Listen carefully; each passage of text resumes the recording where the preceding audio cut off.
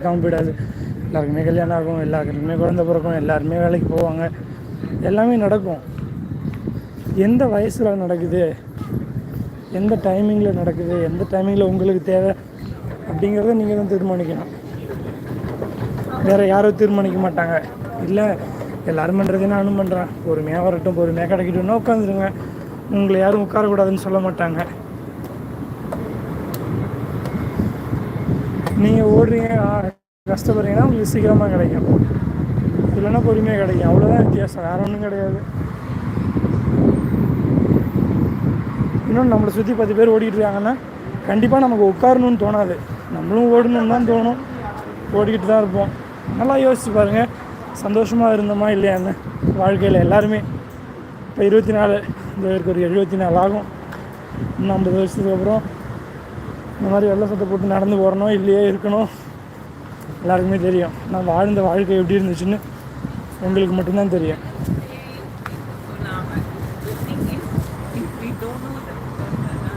நீங்கள் தான் முடிவு பண்ணணும், அதையும் வேறு யாரும் முடிவு பண்ண மாட்டாங்க.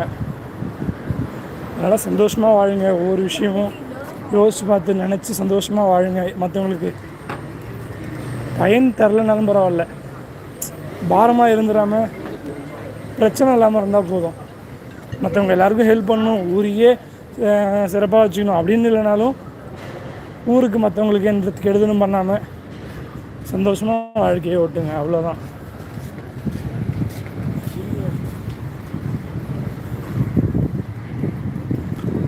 இவ்வளோ பெரிய கட்டிடங்கள் கட்டுமானங்கள்லாம் இருக்குன்னா அதுக்கு பின்னாடி எவ்வளோ பெரிய உழைப்பு இருக்கும், யோசிச்சு பாருங்கள்.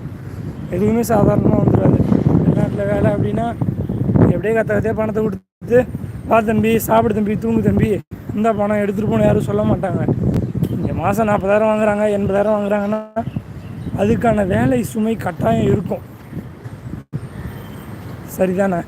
அதை மனசில் வச்சுக்கோங்க எல்லாருமே. அது மாதிரி அவசரப்பட்டு எதுலேயும் தயவு செஞ்சு யாரும் ஏமாந்துடாதீங்க. மச்சான் நல்லா இருக்கியாடா? நல்லா இருக்கேன் நண்பா, நீங்கள் எப்படி இருக்கீங்க? நல்லா இருக்கீங்களா?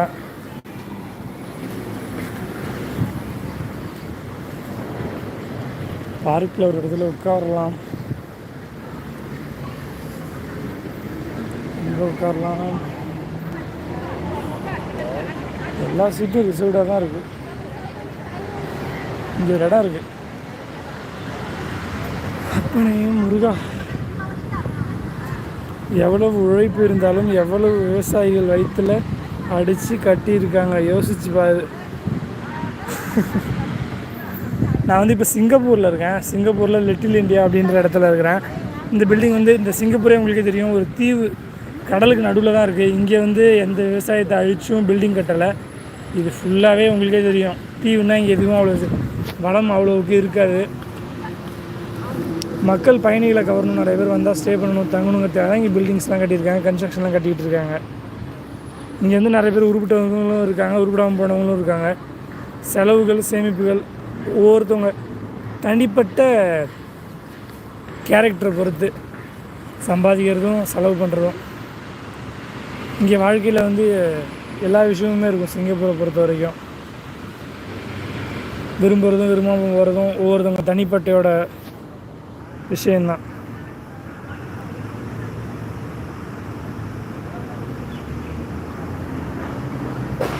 அதுதான்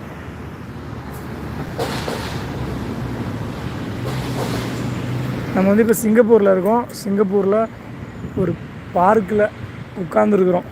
வேலை தான் இன்றைக்கி, ரெஸ்ட் டைமு. ஸோ அதனால் 4 இடத்த சுற்றி பார்த்தோம்.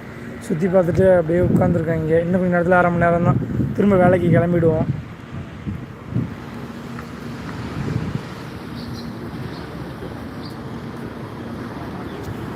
சிங்கப்பூர் வந்து ஒரு உலகத்திலே சுற்றுலாத்துறையில் முன்னணியில் இருக்கக்கூடிய நாடுன்னே சொல்லலாம். அதனால் இங்கே பணப்புழக்கம் ரொம்ப அதிகமாக இருக்கிறது. எல்லோரும் வேலைக்கு வருவாங்க, சம்பாதிப்பாங்க, போவாங்க. இங்கே வந்து மது, சூது அந்த மாதிரி எல்லாமே இருக்கும். இந்தியாவில் தடைன்னு சொல்லக்கூடிய நிறைய விஷயங்கள், எல்லா விஷயங்களுமே இங்கே சாதாரணமாகவே இருக்கும். அதனால் ஒவ்வொருத்தவங்களும் தனிப்பட்ட முறையில் அவங்கள கண்ட்ரோலாக வச்சுருந்தாங்கன்னா இங்கே சம்பாதிக்க முடியும். தனிப்பட்ட முறையில் அவங்க வந்து கண்ட்ரோலாக இல்லை அப்படின்னா இங்கே சம்பாதிக்க முடியாது. சிங்கப்பூரை